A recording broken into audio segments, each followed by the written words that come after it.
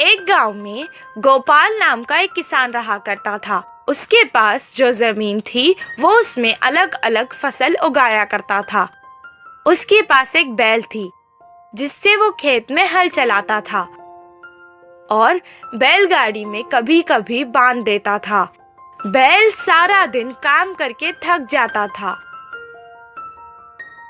कभी कभी उसे अपने मालिक पर बहुत गुस्सा आता था, पर कुछ नहीं कर सकता था। वो सोचता था कि एक दिन उसका भी समय बदलेगा। एक दिन अचानक उसके मालिक ने अपने साथ शहर से एक गधा खरीद के ले आए और बैल के साथ उसे भी बांध दिया। गधा बैल के साथ बात करके दोस्ती करना चाहता था। वो उससे कहने लगा, हमारे मालिक तुम्हें अच्छे से देखते हैं।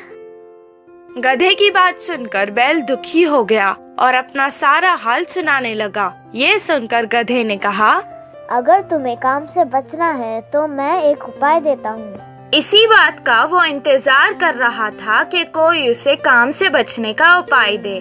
तुम खाना पीना छोड़ दो और बीमार होने का नाटक करो। इससे मालिक तुम्हें कोई काम नहीं देंगे।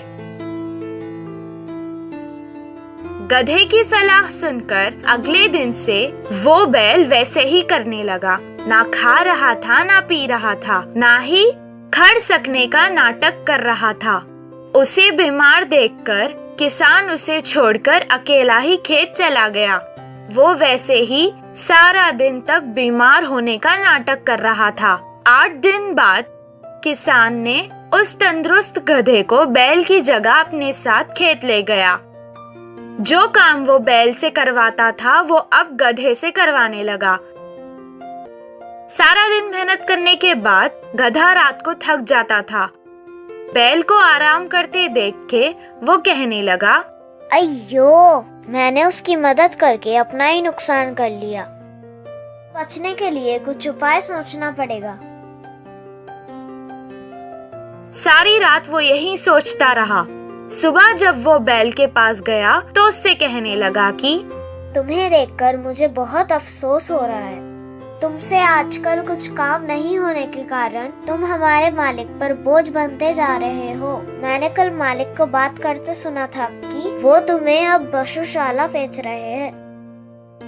गधे की बातें सुनकर वो सोचने लगा कि अब उसे अपना नाटक बंद कर देना चाहिए। अगले दिन से वो तंदुरुस्त होकर खाने और पीने लगा।